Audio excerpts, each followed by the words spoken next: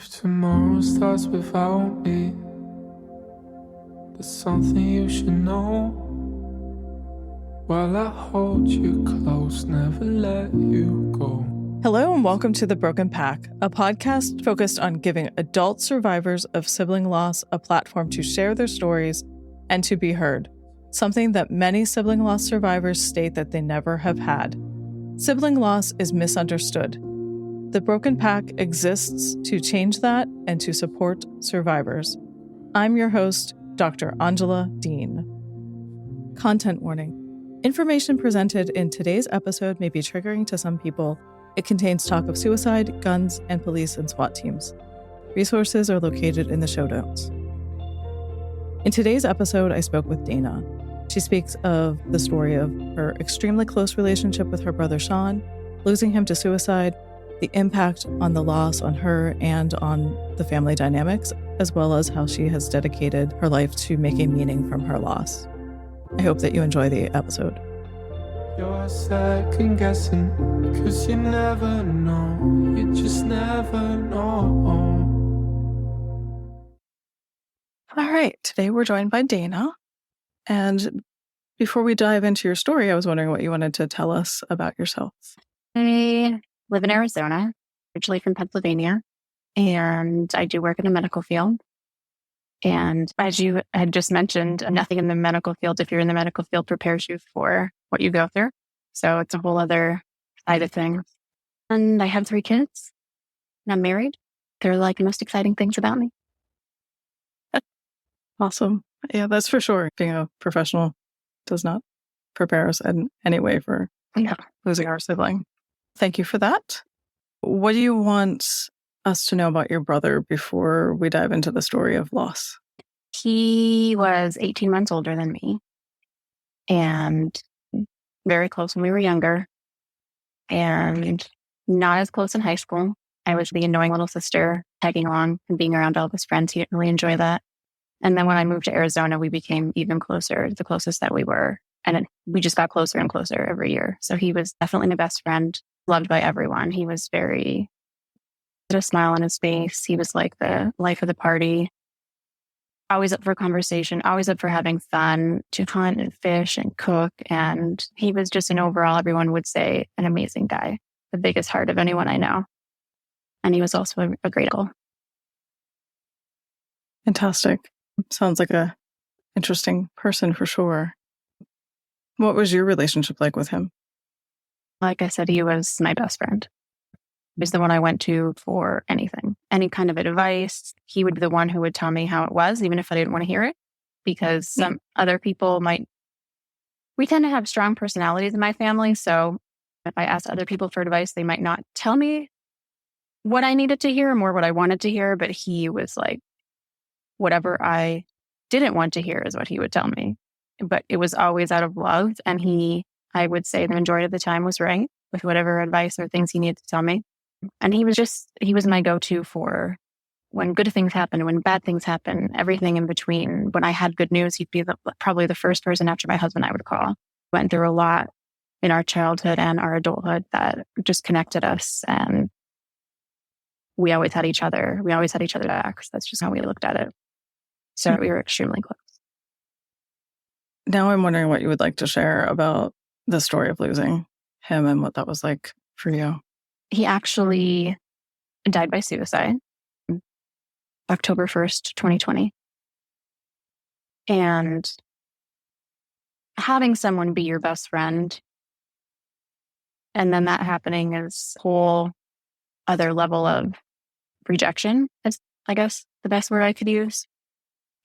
And he had been struggling for several months, really, for the last 1.5 years of his life. But the last several months, even though I knew that and I had talked to him about things and talked through things so many times when he was having emotional thoughts or I don't even know what else you would call it, but I'd stay on the phone with him for hours. And there was a time that he had threatened a few months prior, and I was actually on the phone with him then on FaceTime for 8 hours that day. And every time he always sounded fine and said he would get better. And he was always against medication, against seeing therapists, against all of that. And he never that we knew of had any issues like this at all, no mental health issues. He and his wife had separated, and that's what started everything, I think, and a new woman, and then that's when everything just went downhill. I had got him to start seeing a therapist. He had started taking antidepressants, or at least he told me he had, but then after the fact, I think he had stopped them. He said all the right things to us, that we thought he was okay. He had told my dad and I that it said that he was going to do that he would never actually do that. Like, I promised I would never do that. It was just the day and how I felt. So we were pretty confident that would never happen. And that morning, the night before, was his birthday. He turned 39. And he was drinking that night. And he just was going through a lot of issues with his girlfriend, whatever you want to call her. That kind of spiraled out of control. They weren't doing well, and she didn't want anything to do with him that day. They were supposed to spend the day together, and she didn't want anything to do with him, didn't want to be around him, didn't get him a birthday card. And he's very family oriented, and he doesn't really even care about birthdays, but it was just the fact that it was his day and she's supposed to love him, and didn't even get him a card and didn't want to be around him. And they got into a big fight, and then throughout their entire relationship, it was like whenever they were fighting, they were both texting me or calling me for input. And I was always like the counselor to try to help them. And that night, I talked to him for a while, and he seemed to be fine and that everything was okay. At first it wasn't. And he's saying that like he couldn't do this anymore. And after we talked, he had said that he was okay. He was going to go home and go to sleep. But I guess he didn't. He went to her house and parked in her driveway for the entire night. And then that morning, I had spoken to her the night before, and I said, if anything happens, just call me immediately so I can talk to him, because I can always talk him down. And that morning, she didn't call me. She called her stepdad. And then she called the police. And that was the beginning of the end for him. He was starting to get a little violent and aggressive with some of the things he was saying to her. And I knew if she called the police, it was going to be a bad situation, just how he was.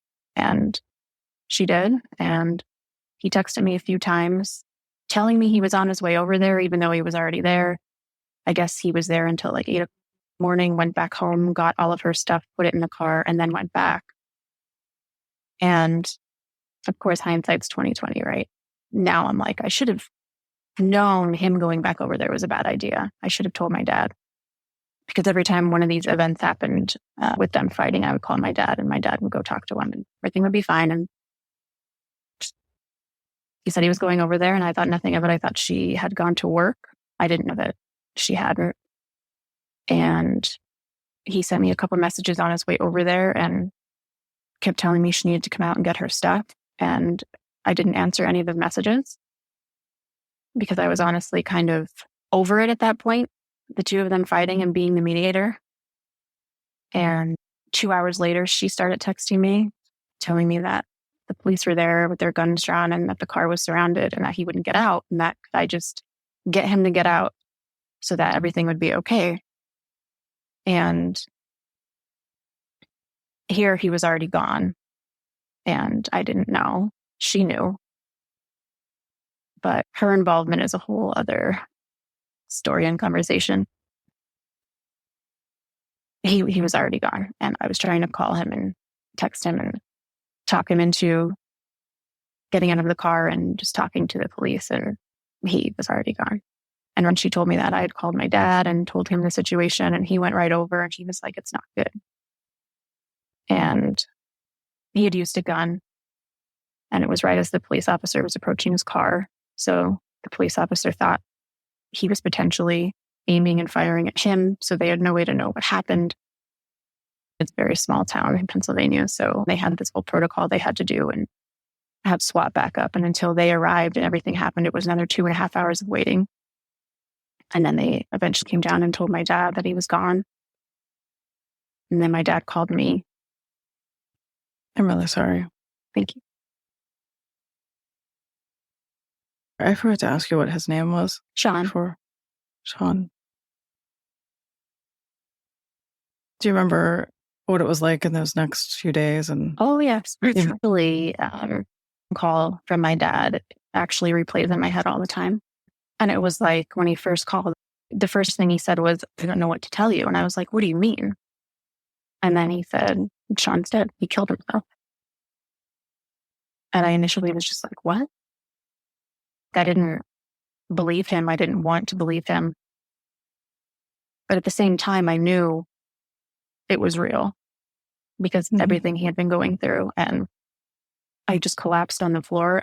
I don't remember much of the next hour or two, but my husband came and got the phone and talked to my dad. And then he had made some phone calls because while we were waiting for things with my brother, I had called my mom, who lived in North Carolina at the time, and my best friend and my sister-in-law. Even though they weren't together, she had found out, again, small town. And so I was talking to all of them and keeping them updated on what was going on. And then once that happened, I called my best friend. And I don't remember any of that, but she said I was screaming in the background, screaming no over and over again. And apparently I did that for over an hour. I don't remember. So my husband called a bunch of my friends here to come over to sit with me. And that first thing I did after I found out was I called my mom. My husband was going to call her. And I said, no, it has to come from me. And then we called everyone else in the family, in the immediate family. That didn't already know because my grandmother was there with my dad when the police came and told him she had gone over there. Then it became what next? Because I'm here and he's there. And at the time I just had my 2 kids. So we had to make plans to go back. And I wanted to go back that day, but the logistics just didn't work out with the kids and all. So then we went the day after that and went back, and there was so much drama with all of it. A big part of it was a lot of people didn't know that he was struggling. And so it came as a shock, and they didn't know what to do with the information. And then I went to stay at his house because he was living there alone.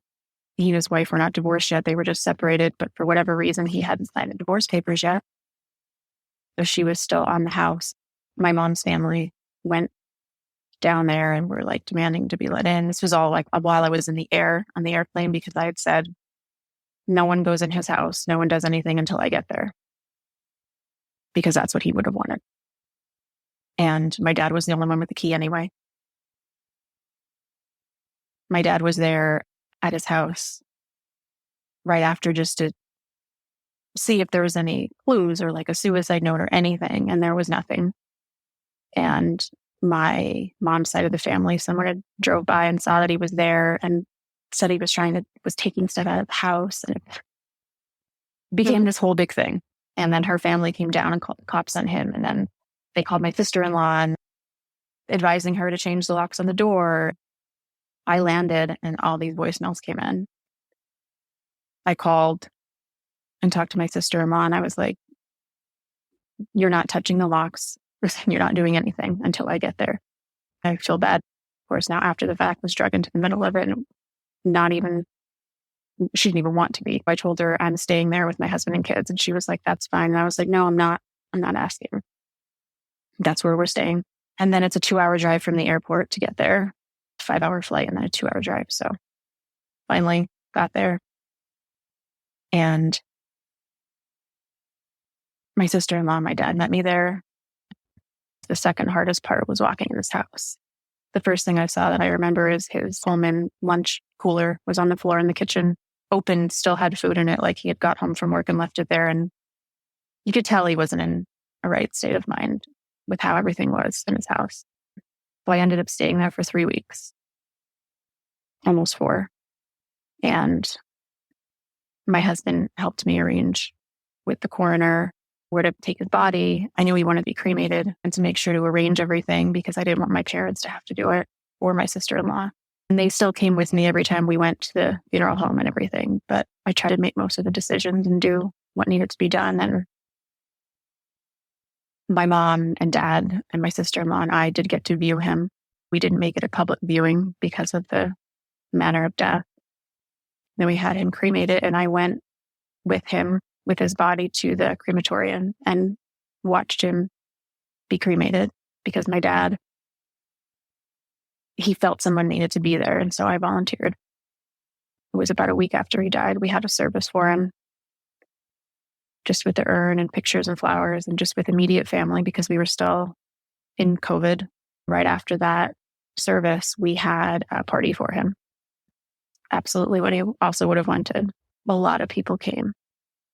And we had food and drinks and music and all of his pictures there. And we all just laughed and cried. And I stayed there as long as I could. We had the yard sale. And first what we did is we gave a lot of his stuff away to like his best friends, to whoever wanted anything. We tried to be really picky about who got certain things, like picky in the sense of his guitar amp went to this 16-year-old girl who was really sweet, who was learning how to play as she wanted to be in a band.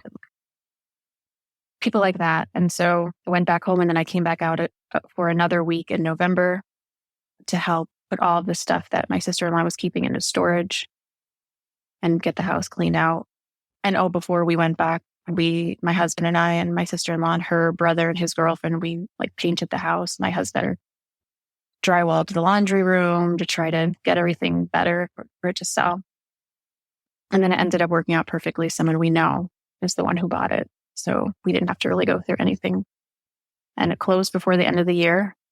That was, like I said, my sister-in-law couldn't pay. And then it became another point of contention with a lot of, especially my mom. And she felt like his life was erased in 2 months and everything was gone. And that kind of just wrapped up pretty quickly. And then I came back here. So it was like definitely different being there versus here. It's a lot easier to be out of sight, out of mind. Oh, I just haven't talked to him for a week. And then I found out I was pregnant as soon as I came back. Then it was, I can't do this right now because the previous April I had a miscarriage. So I'm like, I need to not stress myself and make sure the baby's okay. Went through the pregnancy. And then after the pregnancy, a little bit after that is when I started accepting some parts of it. But I was in denial for a long time because I didn't want to feel the pain. About that phone call and answering it was the most painful moment in my life. And who wants to go back to that? So I am now still processing, and 2 years and a month. And likely, unfortunately, will probably always be processing. Oh, absolutely. And people say all those stupid things. Like time heals all wounds and everything happens for a reason, and he would want you to be happy. And gosh, this is never a wound that will be healed, ever. And you don't get better. You just learn how to deal with it so that you can cope each day. And that part gets easier, but the pain doesn't ever get better. Like, I honestly feel, if anything, each year he's gone, it's gotten worse. Because the one person that you want to be able to talk to. So, yeah. Right. And I can't. It sounds like between the pregnancy and the drama, it was really hard to find space to start to heal. Mm-hmm. Do you feel like other people supported you through that? No. And obviously, the most support I got was from my husband. He put up with a lot with me, for me. And my best friend was also extremely supportive. My family was not, which they were grieving too. I expect that. But there was a lot of blame placed. People that I knew had placed blame on me because I knew he was suffering, and then I knew he had previously voiced wanting to die, and I didn't tell anyone. So it was my fault. 2 times he had voiced previously, once in May, once in July, and then passed in October. And the one in May, my mom knew. She was called first because the girl didn't have my number, and my dad knew. And then when the second thing happened in July, I called my cousin, who is like a brother to me as well, to let him and his wife know, because they're on the East Coast, to just be like, you guys are basically the only people in the family I can trust that doesn't like cause drama and tell everyone everything. So I just want you to know this is what happened. I'm trying to get him help. So several people knew, actually. And my grandfather, my mom's dad, for whatever reason, says it's my fault, and I haven't talked to him since. Your dad, you said? No, my mom's dad, my grandfather. Your mom's dad. I haven't talked to him since. He said that some things can't be forgiven, and it's essentially my fault. The whole other piece of drama I wasn't even able to get into, of him showing up at my brother's house and grabbing a hold of me, and him and my dad having a scuffle, and like them going through a glass door. And there was a lot of drama surrounding all of it. I'm really sorry. That's so hard. It did not make the grieving process any easier, that's for sure. No, those things do not, for sure. Do you feel that you're supported now? So I made some kind of post about it on Instagram. I'm also trying to build something on Instagram to help people, but not just with basically that have been through trauma, and specifically suicide loss. And the sibling piece is huge, because I completely agree that you're honestly just overlooked. Like, for some reason, it's almost as if it shouldn't hurt us as much. I don't even understand. But this part, I think, is normal in grief anyway, is there was a lot of support and people reaching out in the beginning, like as soon as they found out, and then the next several weeks.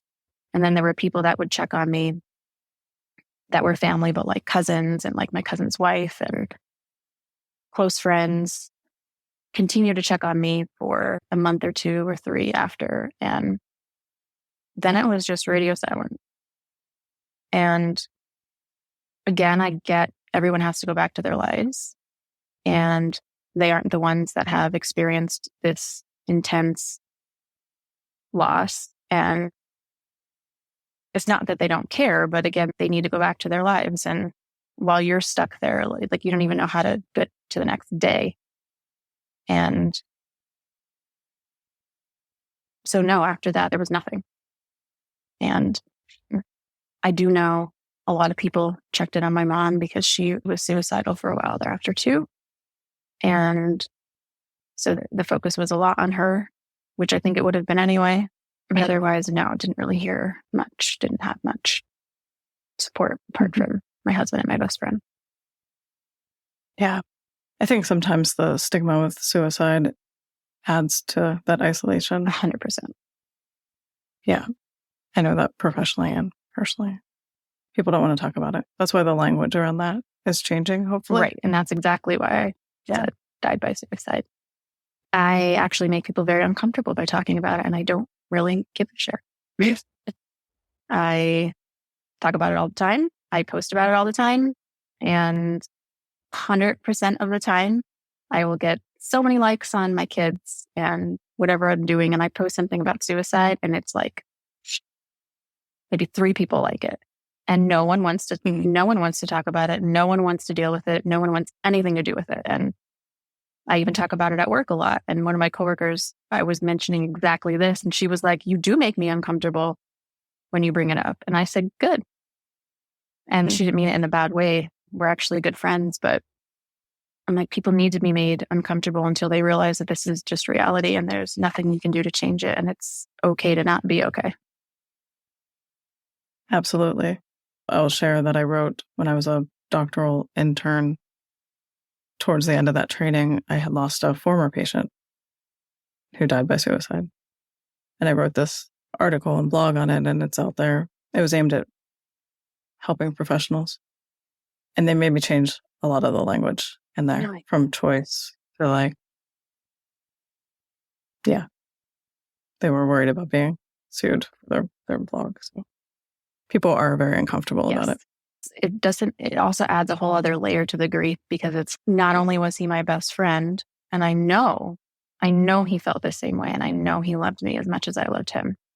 So then there's that part of, how could you do this? And that's the part where it's like back and forth, like warring with your head of being so mad, but also understanding. And knowing that if he felt there was any other way out, he wouldn't have done it. But he was also a male in his 30s in a very small town in the middle of nowhere that is run by basically Republicans and manly men. And you don't talk about your feelings. You don't get help. You just muscle through it. So I can't imagine living 39 years of my life like that and not being able to talk about how I felt, and to have been suffering for so long, because a lot of stuff came out afterwards about how he was apparently suffering for a long time and shut down the last year and a half of his life. And so it's like, how did he put on that brave face for 39 years? He's the strongest person I know. Mm-hmm. And he actually held on for a long time. So it doesn't make me, then I don't get mad. Then I feel bad for getting mad. And then there's the guilt and it's complicated. I think that's all very common with suicide. Yeah. What would you want to say to him about that, if you could? Oh my gosh. It's funny because hindsight is 20/20. Looking back on so many of our messages, there's so many clues here and there that I was like, how did I read right over that? I think initially I would just want to tell him that I'm sorry that I didn't hear him. Like he needed to be heard. And it's easy to say that now, but I would tell him how much he was loved that he didn't see, which is heartbreaking that he really didn't think he was loved. The way people reacted afterwards, how much he was loved, how many people came and how many people talked about him. It was like, how could you not see this? But again, it's like he had blinders on. Of course he didn't see it. I would probably also smack him. Be like, as a sister would do. Yes, you know how much I love you. And wish he could have just held on a little bit longer. And the path that I've been on since then, everything I've learned and everything I know now. But again, I wouldn't be on this path if he hadn't died. So yeah, I don't know that the outcome would have been any different. It's good awareness.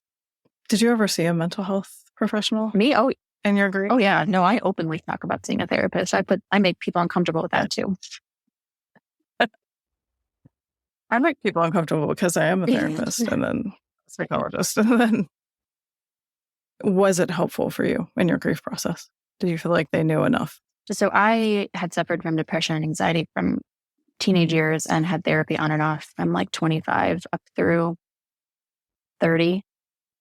And then stopped going, was doing okay. And right before Sean passed away, I was going through after the miscarriage and everything, another like funk. And then I say this as lovingly as possible, dealing with his stuff too. After he passed away and then I got pregnant, I knew I needed to talk to somebody. But again, I was like, well, I don't want to address any of this right now. Let's just keep it inside. After I had the baby, somehow thought I could do it on my own. And then it wasn't until January of this year that I was like, okay, I can't do this on my own anymore. Went from one therapist to another until I found a better fit. And that was the thing too that was so discouraging, is over the last 15 years, it's like every time I find a good therapist, they read the practice, or they no longer take your insurance, or they go on maternity leave, or there's always been something that I'm like, I do not want to tell my story all over again. It's exhausting. Mm-hmm. But with this, it was like, you don't have another choice because you're not getting better and you're not going to get better. And it was right before he died that actually I had talked to one of my friends about trauma and realizing somehow, and I guess you can be intelligent and have a degree and still not be smart about some things. She knew a lot about my past and was like, you need to work through your trauma and go to see a trauma therapist. And I was like, I don't think they do trauma. What are you talking about? Like, this is like normal. Until I realized it is so not normal. I mean, just a little blip you got about my family, you can understand. So finally went to see this woman that I had seen previously and was seeing her for a month. And then she said, I'm actually cutting down my client list. I need people that are going to see me weekly to start doing trauma intensive therapy. So then I got discouraged and I was like, well, why didn't you ask me if I would do that? Or I would have done that. And then I was like, seriously, you're like scheduling once a month. She gave me some referrals. I looked around, found one person. And when I met with her, it was a definite, immediate click. She is trauma certified and she works with complex grief and everything I needed. So she was perfect. And while seeing her, I also started doing other things. I started meditating, doing yoga, but getting into a lot of different things that my science colleagues would probably think I'm crazy, but like into like crystals and sound healing and all that stuff. And I truly felt that it was the beginning of this year that I had my own spiritual awakening. And that combined with the therapy was what pulled me through. I don't think, as much as I love therapy, again, I talk about it all the time. I still go weekly and I'm very vocal about it. I think someone that is going through complex trauma, complex grief, any of those things needs more than just talk therapy. So I'm still doing all of those things. Therapy once a week. I do my own sound healing now. I'm still meditating, doing breath work. I actually took 2 certification classes in grief and trauma. And so that combined, I'm finally starting to heal. But it's like, I don't think anyone ever truly heals. It's a lifelong process. Absolutely. Which is also the struggle, especially with siblings, because you were also younger. So they're there from the time you're born until, we assume, old age. And through everything. It's interesting you say that, because I had this conversation with my mom. Her thing was, I understand he was your best friend, but I carried him in my body for 2 months. And I was like, okay, I get that. Like, I'm not competing with you in grief here. And I can't imagine what it's like to lose a child. I don't want to know what it's like. Since he died, it crosses my mind all the time. It could happen. You don't raise a child thinking someday that's how they're going to pass away. Right. So I try not to go down that rabbit hole, but I'm like, but it doesn't mean my grief is any way less than yours. And I said, well, you lived 21 years of your life. And then, yes, you carried him in your body for 9 months. I was born and he was already in my life. And then he was in my life up until he wasn't. So I spent my 37 years of life with him. Never was it away from him. So it's not really the same. And I expected to have him here to deal with you and my dad and talk to him about you guys. Like, we always used to joke about things. And being the only sibling, he's the only one that has the same childhood memories that I could talk to about, remember this, remember that. And now there's remembers those memories. No one knows what it's like to live in that house with those parents and to still have those parents know the little nuances and things you can talk about. That was one of the things when I first started to heal. I was cursing him, yelling at him, like, how could you leave me to deal with them on my own? Why would you do that to me? And then also it's like, and then when they pass away, like, he's supposed to be with me, helping each other through it. And now it's going to be doing it alone again. Yeah. Have you had your birthday where you've become as old as he was? Yeah. Yes. And I didn't even honestly think about it because I couldn't. I still can't wrap my head around the fact he didn't make it to 40. And so I'm 39 now. So I think it's the next birthday that's going to be the hardest. Just hitting 40 and he's not here and he never reached 40. Yeah. That was the harder birthday for me, was when I hit the one that I'm now older than my older brother. Yeah. I'll definitely be thinking of you. Thank you for sharing all of that about how you've been coping and what has and hasn't worked. Or anything else that we didn't discuss today that you want to talk about? Sure. The main reason why I wanted to do this is because I don't want anyone to have to figure it out alone.